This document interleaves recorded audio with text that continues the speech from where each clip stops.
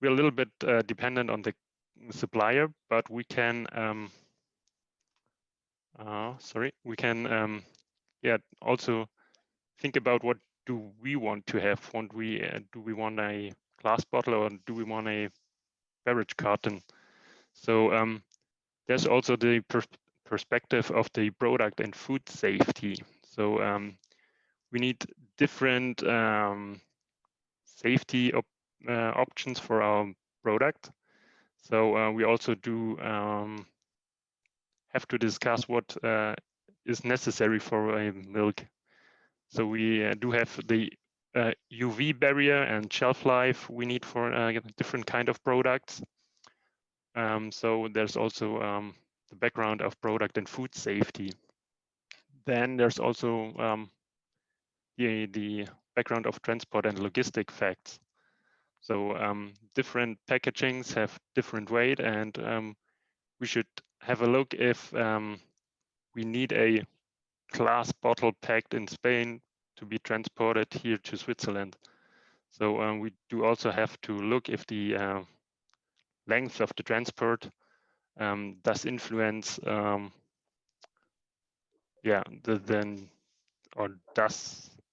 influence the whole system. So if the transport should be very long, we should look that we have a light packaging. And then there's also the pallet utilization, which should be 100% to be very effective in our whole transport and logistic chain. But we also have to look if there are different convenience options for this packaging. So sometimes, as we have already talked about, there are different sizes. There's this 1 liter milk, there's a 500 milliliter packaging, and you can't do every size with every packaging. And sometimes our customers also demand some convenience as closures and things like that. So we also have to look, does this packaging have things like closures, or can we manage this to have this on this packaging? Then there is the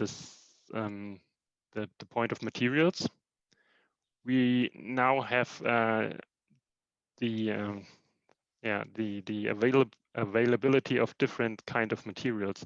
We have sustainable materials with packagings. Regarding the beverage carton, we have materials which can be recycled and could be managed in a recycling chain, like PET bottles. So this is also kind of a point we have to look at. So, and the last thing is we need also some areas for our marketing. We have a lot of claims and things we want to present on the product, and therefore different kind of packagings do have different areas. So we have, for example, claims for reset plastic goals. We have sustainability goals which we like to present to the customer, or we do want to talk about our bio products on the packaging. So we need also different areas for the marketing, and every packaging has pros and cons for having more or less area for marketing. So those are all. Sorry. Yeah. No, great, great overview. Long list, lots to unpack there. So let me start with that one. So I think some of the topics you mentioned were, you started out with saying, well, your buyers go out to the suppliers and they see what they have available. And obviously, one of the issues they're having is the price, right? But it's not price by itself, but obviously it's price versus then obviously cost of logistics, pallet utilization, the sort of like total cost of ownership, we would say in software, but obviously you call it something else. But the total cost of the whole supply chain. So how important is then the price in this whole negotiation? right? How much of the total cost of the supply chain is really the price versus some of the other things, the costs that arise through transporting and utilization, all that other stuff. One of our buyers sums it up very good, and he always says that we want the best product for the best price. And so it's not just price driven, but yeah, we have to look at all of these criteria, and we have to say all aspects regarding the transport, logistics, marketing, all those single factors which influence the price should be, yeah, all together in a very good state, so that we can have a good product for a good price for the customer. And there, those factors like transport and logistics, yeah, play a role. And shelf life, the packaging material, and all of those little, yeah, pieces, they build the whole picture. Okay. And then the other thing that you mentioned is that one of the starting points is actually the ability of your supplier to provide a certain format, right? So but in general, are your suppliers able to supply several formats? Because I mean, for example, as the example of milk, SEG, obviously, if you have a filling line from SEG, they will be able to, get out different formats, different sizes, different, closures and everything in that. But do you find that suppliers either have like a carton or a glass or a PET, or is that kind of dependent on the size of the supplier? Yeah, that's really dependent of the size of the supplier. As we go to local suppliers here in Switzerland, we have smaller suppliers which only have one filling line. But we can also go to bigger suppliers here in Switzerland, like let's name Emmy. They have different kind of filling lines, so they can also offer a PET bottle or a carton beverage for one product. So it's a little bit dependent of the size of the supplier. Okay. But we also have to change to grow with a supplier. Sorry for interrupting you. We have a good connection to our local suppliers, and we are now, I think, 10 years here in Switzerland with Lidl. And we also have relationships with last 10 years. So we are growing with the suppliers, and we are also getting bigger with them, and they are getting bigger with us. And so sometimes there's a good connection, and if we work together, we can say, oh, we see this kind of product and this kind of packaging with you. And this is sometimes also a reason for an investment for the supplier. Okay, yeah, makes total sense. Thanks. And obviously, I think the issue here is that when you have local suppliers, those tend to be considered more sustainable because lesser distance and all that, so they would be considered more sustainable, and therefore you generally can charge higher prices as well, right? So I mean, there's a trade-off to a certain extent. Yeah. Okay. And while we're on the topic of sustainability, I think this in the latter part of your list that actually came up a lot, right? The sustainability criteria, your reset plastic strategy, which we'll talk about a little bit, your claims on the market.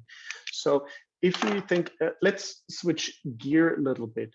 How do you think that client demand has changed over time? Is there a greater demand for what would be considered sustainable product, sustainable packaging versus non-sustainable?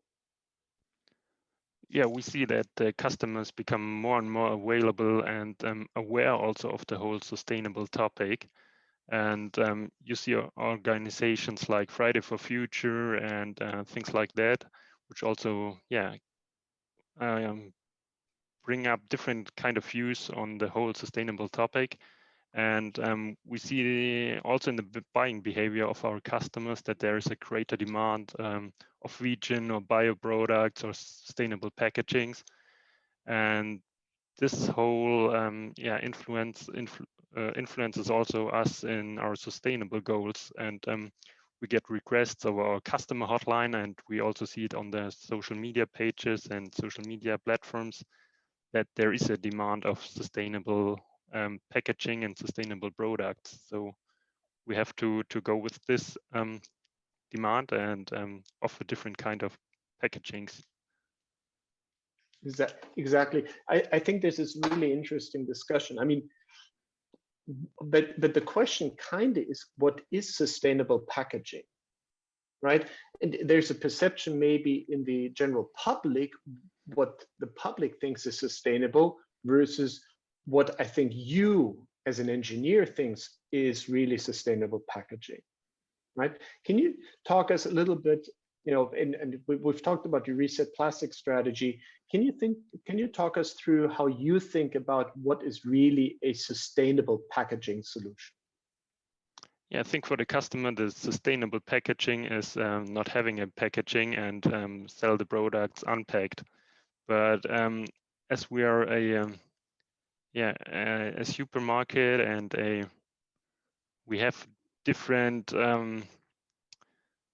different aspects in our whole supply chain. So we have to look that the product keeps fresh till it's sold in the supermarket.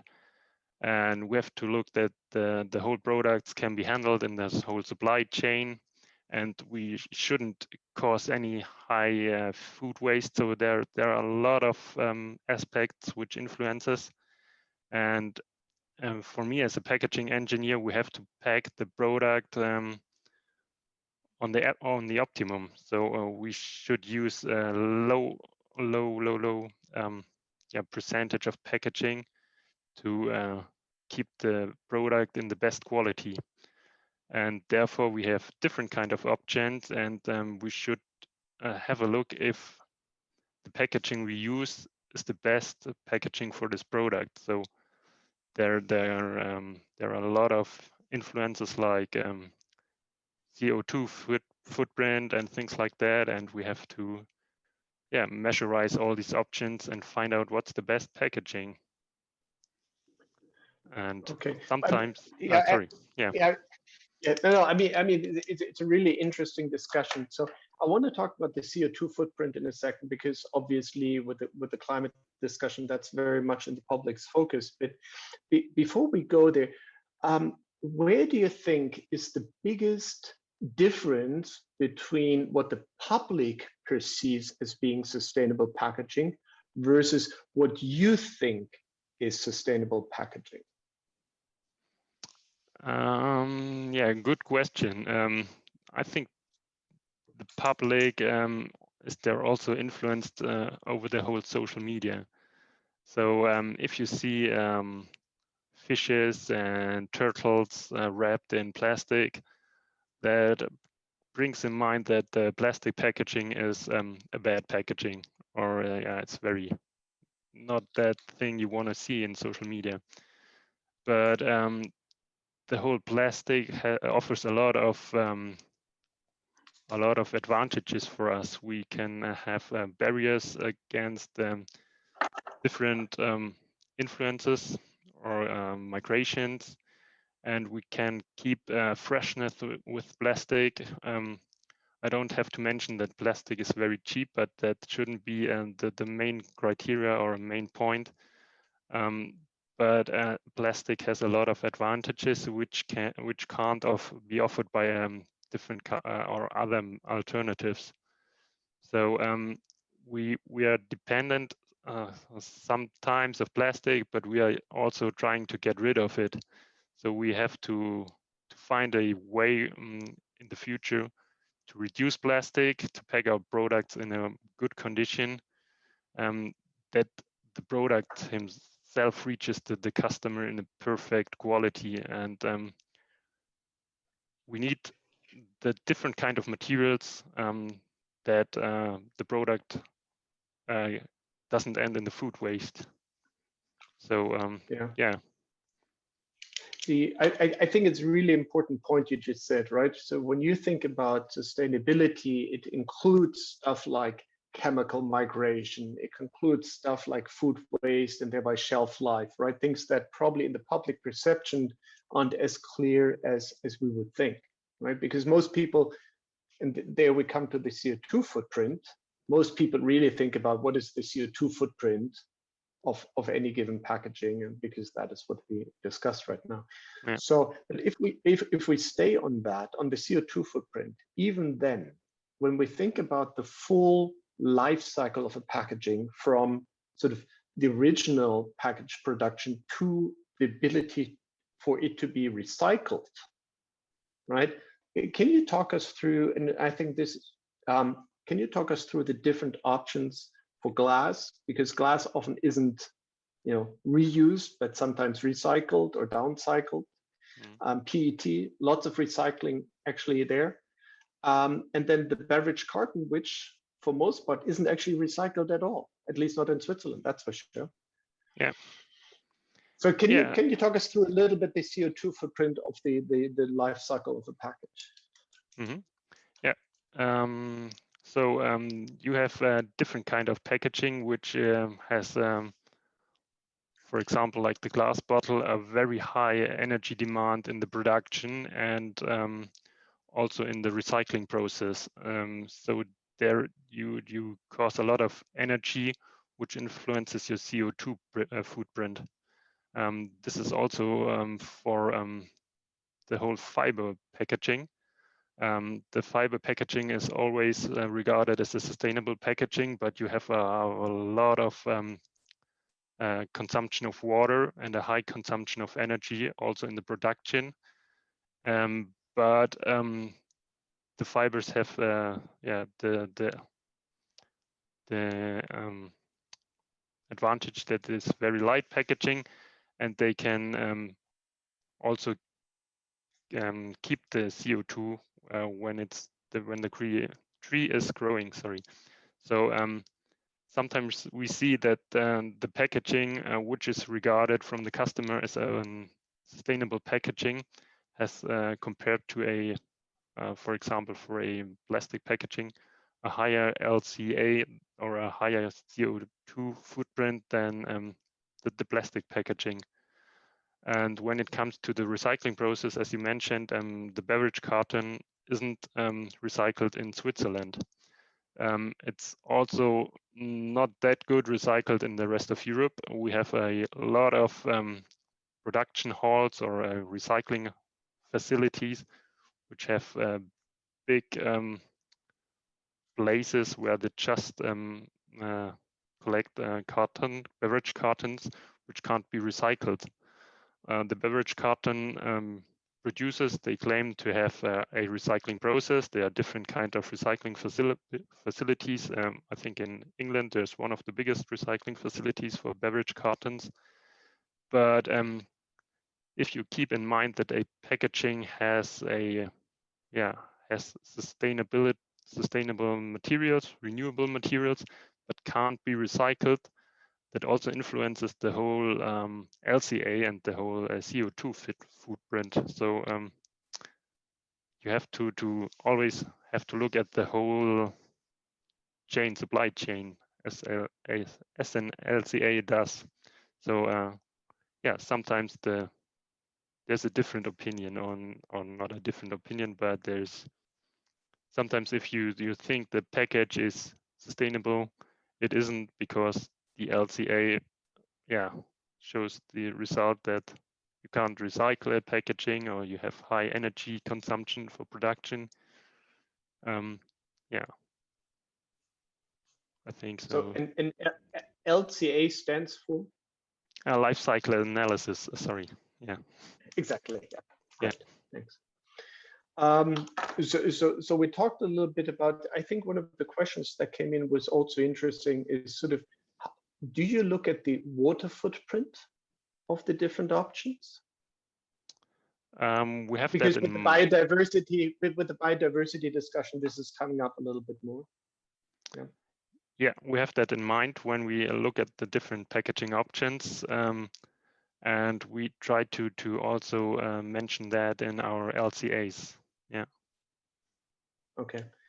If you would rank these different, the glass, most glass isn't reused, but let's think about glass as being recycled, recyclable PET, and then the milk carton. In terms of the LCA, the CO2 footprint, how would you rank them? Yeah, you have to also look at it's a packaging which is used just one time, or if it's used multiple times. There are also multiple way options for glass and plastic. But I think, yeah, good question. The glass bottle has, I think, how do we rate them? Do we rate them in school notes or? Well, let's not do school notes, because the German school notes are the exact opposites of the Swiss the school inverted note. one, yeah. Exactly. Yeah. So that's why everybody Yeah. gets confused. That's why, by the way, this is why everybody thinks that Einstein was a bad student. It was some German looking at the Swiss grade report. So anyway, he looked bad on German standards. We shouldn't do this mistake. Exactly. So let's find another way of sort of, let's just rank them for the sake of it, I guess.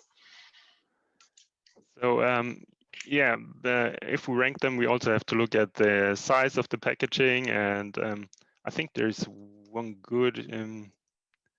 I have to look. There is a good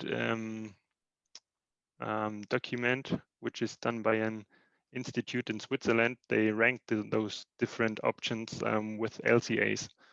I can send you this file, and you can hand this out to the students. It's very interesting. It's different.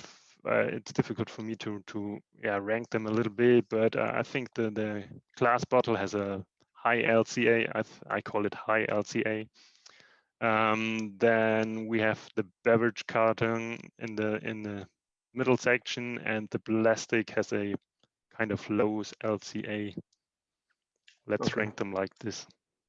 Yeah, but I sent you the file. It's very interesting. Okay, perfect. That'd be good. Much appreciated. Thanks for that. In terms of the sustainability, what are the future requirements that are coming up? Right. I think we talked about sort of the EU coming up with some, and then the Sammlung 2025 in Switzerland. How will that change some of the decisions you're going to make in terms of? So what we're discussing here is the upcoming regulatory requirements on the sustainability side. Mm-hmm.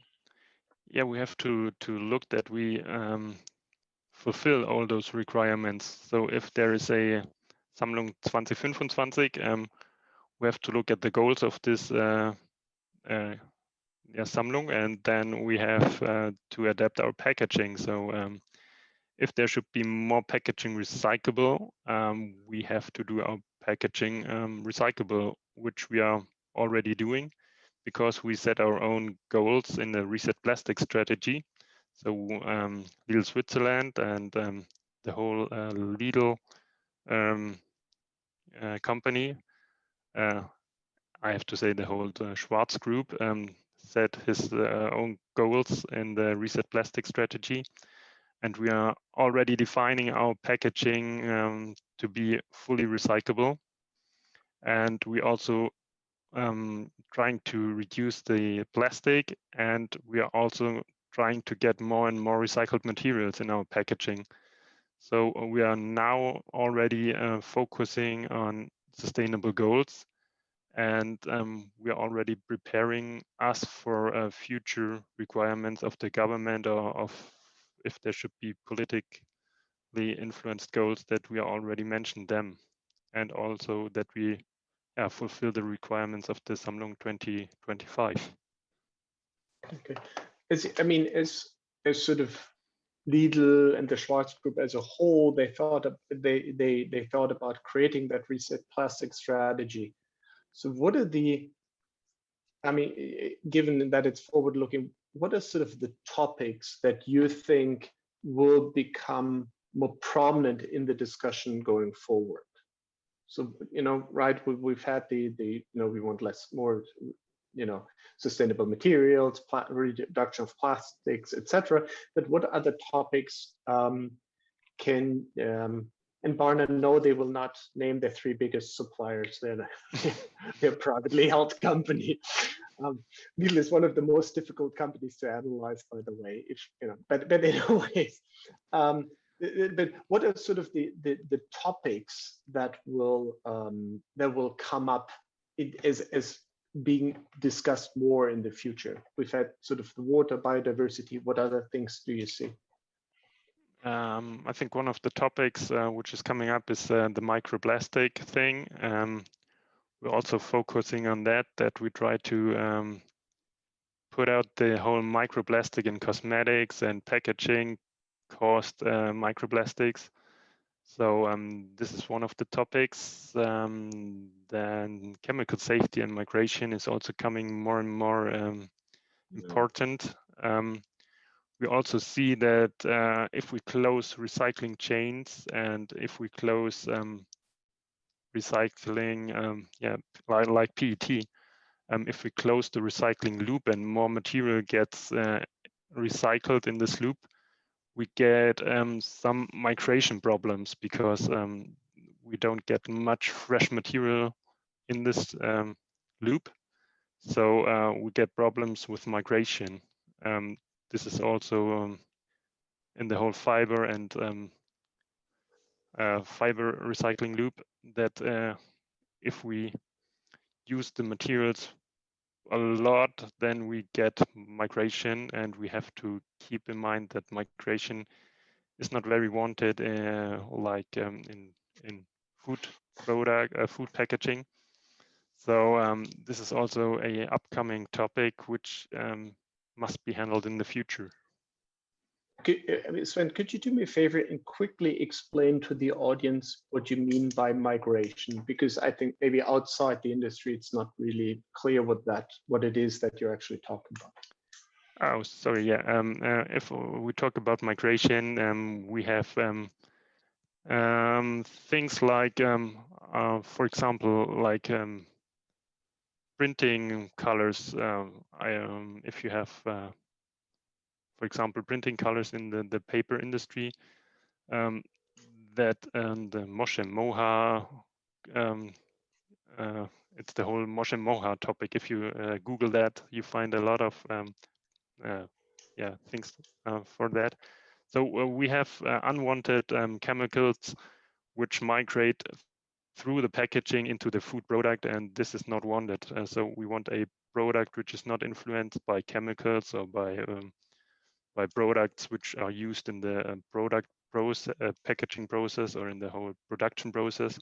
So we want food safe materials that are not influencing any of the products. So we have to keep the barrier for the food product over the packaging himself. So we have to avoid the migration through the packaging material. Perfect, thanks. And just a teaser for the audience. So the next Fireside chat will be with Jane Monk, and we'll talk about migration in a little bit more detail at that point in time, because this is one of the topics she thinks about. There you have she thinks about a lot. Exactly, but so that was a good that was a great introduction. And this is one of the things that I find interesting, and maybe you don't have have a good answer to that, but how do you perceive these sort of how do topics become more important in the consumer's mind? You talked about social media influencing, consumer decision. How do you think that topic sort of how that process works, right? Everybody talks about CO2 footprint now, but maybe it's microplastics or migration next. Who grabs the attention of the consumer? Are those NGOs? Are those regulators who are driving these discussions? It's not your expertise, I get that, right? But how do you keep track of those things?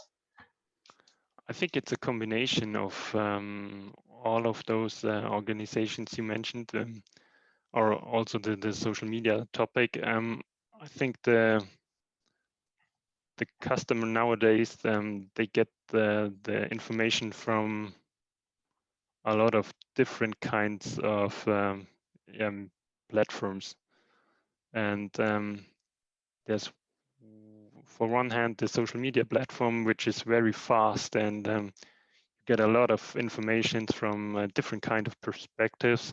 But we are also influenced by NGOs, and like you said, and we work very close together with the WWF in Switzerland, and we also set up goals with them for the future, and we try to reach those goals. And so we're also influenced by those kind of organizations or NGOs. Yeah. Okay. I thought the question that came through was really interesting. Have you seen any changes in consumer perception due to COVID, with everybody being home and cooking more at home and so forth? Has that changed something in the consumer's mind?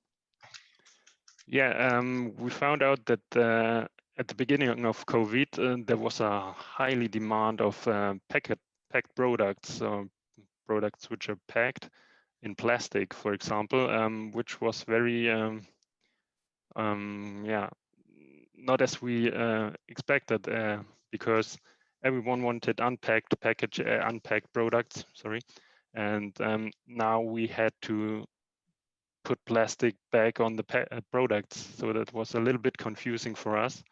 But yes, we knew the COVID could be on the product, for example.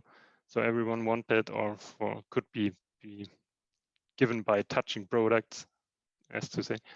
So people wanted to have their plastic wrapped fruit and vegetables back. So there we found out that we have to put back plastic packaging for fruit and vegetables, which was very confusing for us.